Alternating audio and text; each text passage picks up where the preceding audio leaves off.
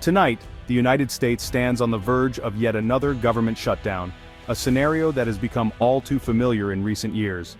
The iconic Capitol building, illuminated against the night sky, is more than just a symbol of American democracy. It's now the epicenter of a political standoff with consequences that ripple far beyond Washington, D.C. And the world is watching with bated breath. From newsrooms in London and Tokyo to living rooms in Johannesburg and Sao Paulo, people everywhere are glued to their screens, anxious to see how the drama in the U.S. will unfold. The uncertainty isn't just a headline, it's a source of real anxiety for millions around the globe. This isn't just a domestic dispute, it's a global concern.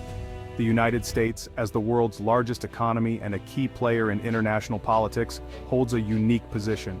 When its government teeters on the edge of dysfunction, the effects are felt in boardrooms, parliaments, and households worldwide. When Congress can't agree on a budget, it sends a signal of instability that shakes not only American markets, but also financial centers in Europe, Asia, and beyond. Investors grow nervous, stock prices fluctuate, and economic forecasts are hastily revised.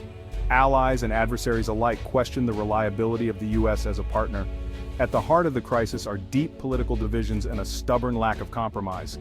Partisan gridlock has become the norm, with Democrats and Republicans locked in heated debates over spending priorities, social programs, and national security. The inability to find common ground has paralyzed the legislative process, leaving critical decisions hanging in the balance. If lawmakers miss the deadline, the consequences will be immediate and far-reaching. Federal agencies will halt operations, national parks will close, and hundreds of thousands of government workers will be furloughed. The impact will extend to international trade, as cargo shipments are delayed, and even to global security, as military cooperation and intelligence sharing are disrupted. The deadlock, fueled by fierce disagreements over spending and border security, raises serious doubts about America's reliability as a global partner. Diplomats and foreign leaders are left wondering whether the U.S. can be counted on to honor its commitments, from trade agreements to military alliances. Can the U.S. be trusted to uphold trade deals or maintain military cooperation? Will international aid and joint projects be put on hold? These questions are now front and center for America's friends and foes alike, as uncertainty clouds every aspect of international relations. The stakes are high. A shutdown would erode confidence in the world's largest economy, project dysfunction at the heart of democracy, and send shockwaves through global markets. The perception of American instability could embolden rivals and unsettle allies, making the world a more unpredictable place.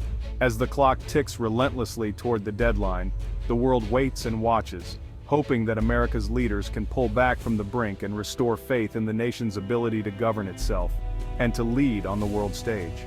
So, what exactly is a government shutdown? It's a term you might hear often in the news, but what does it really mean, and why does it keep happening?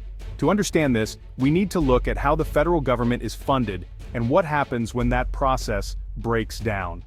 A government shutdown occurs when Congress fails to pass the necessary funding bills for the upcoming fiscal year. These bills are essential because they authorize the government to spend money on everything from national defense to education and public health. Without them, the government simply doesn't have the legal authority to keep many of its operations running. When this funding isn't approved, federal agencies are forced to halt a wide range of activities. Offices go dark, employees are furloughed or sent home without pay, and public services from national parks to passport offices can grind to a halt. Essential workers like those in public safety or air traffic control may still have to work, but often without pay until the shutdown ends. The process starts with the president proposing a budget, outlining priorities for the year ahead. But it's Congress that holds the power of the purse.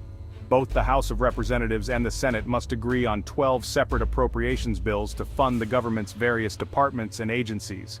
This process is supposed to be routine, but it rarely is. Political disagreements often erupt over deeply divisive issues such as healthcare, social spending, or border security.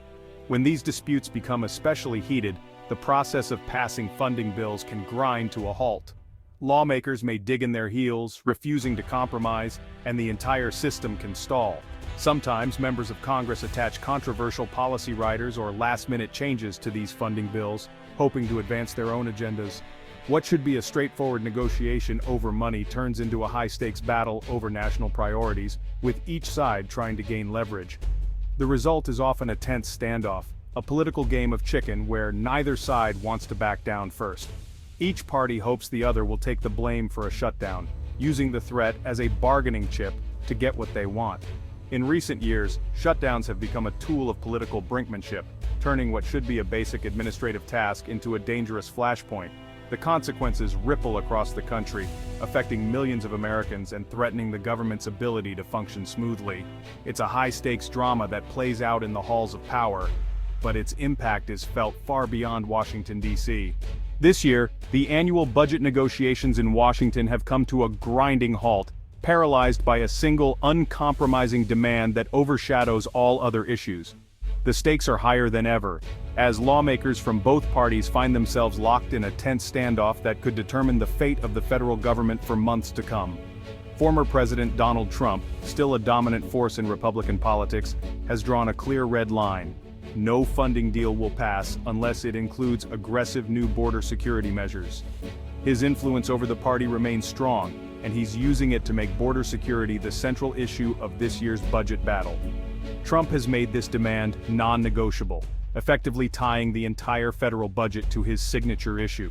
For him and his supporters, border security is not just another policy, it's a symbol of national sovereignty and strength. He's made it clear, without these measures, there will be no deal. This puts Republican lawmakers in a difficult position. They must decide whether to stand firmly with Trump, risking a government shutdown that could hurt millions of Americans, or to seek compromise and face fierce backlash from their own political base. The pressure is intense, and the party is deeply divided over how to proceed. The demands on the table are sweeping: billions more for border wall construction, the hiring of thousands of new Border Patrol agents, and the implementation of much stricter asylum laws. Supporters argue these steps are necessary to secure the nation's borders and restore order to the immigration system. But Democrats see these proposals as extreme and counterproductive. They argue that immigration reform is a complex issue that should be debated separately from the budget, and that tying it to government funding is a dangerous precedent. For them, the focus should be on comprehensive reform, not on punitive measures. The result is a bitter political standoff, with both sides digging in and refusing to budge. The atmosphere in Congress is tense, with little trust and even less willingness to compromise. Each side accuses the other of playing politics with the nation's future, and the path forward remains uncertain. As the deadline looms, the stability of the U.S. government hangs in the balance. Federal agencies prepare for the possibility of a shutdown, and millions of Americans wonder how long the standoff will last. In this high-stakes game of political brinkmanship, the nation's operations and its people are left as collateral. Economist Mark Carney warns a prolonged shutdown could cost the U.S. economy $231 billion. That's not just lost wages for federal workers, it's a shockwave hitting local businesses, stalling loans, and freezing contracts. Confidence in the economy drops, markets turn volatile, and long-term growth is threatened. This isn't just a Washington problem, it's a nationwide economic blow. The $231 billion figure is a stark reminder. Political paralysis comes with a massive price tag. It's a wake-up call for lawmakers. Inaction isn't just risky, it's costly. The pressure is on to resolve the deadlock before the country drives itself into an avoidable downturn. At the center are Washington's leaders, each under intense pressure. The House Speaker must balance hardliners demanding border security with moderates fearing a shutdown's fallout. Democrats insist on a clean funding bill, refusing to accept extreme policy riders. The president acts as mediator, holding veto power but needing to avoid blame. Both sides want fundamentally different things. One seeks a policy win on border security, the other wants to protect the budget process from political ultimatums. This deep divide keeps negotiations at a standstill, with the government's stability hanging in the balance. A shutdown's impact is immediate and personal.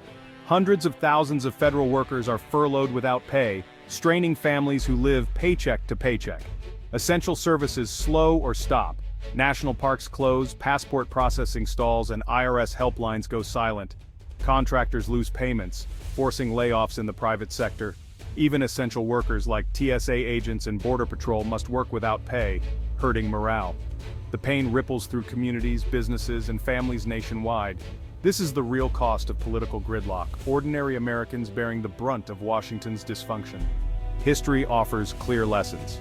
The 1995-96 and 2018-19 shutdowns both ended when public pressure and economic pain forced compromise. Shutdowns almost always damage the party seen as responsible, with approval ratings dropping. Despite tough talk, both sides usually return to the table when the costs become too great. These crises don't last forever, but they leave scars on workers, the economy, and public trust. The pattern is clear. Shutdowns are politically risky and ultimately resolved through last-minute deals. There are off-ramps. Congress can pass a short-term funding bill, a continuing resolution, to keep the government open while talks continue. It's a pause, not a solution, but it buys time. A real fix requires compromise, perhaps more funding for border technology in exchange for dropping demands for a wall. Sometimes, one side caves under public pressure after a shutdown starts. Ultimately, a mix of short-term fixes and tough negotiations is the norm. The path chosen will decide if the government stays open or shuts down. This isn't just about politics, it's a test of governance. A $231 billion shutdown would hurt families, businesses, and America's global standing. The responsibility falls on leaders to rise above partisanship and keep the country running. Compromise is essential. Neither side can win it all. A shutdown signals failure, erodes trust, and projects instability. The stakes are too high for political games. It's time for leaders to solve problems, not create them, for the good of the nation and the world.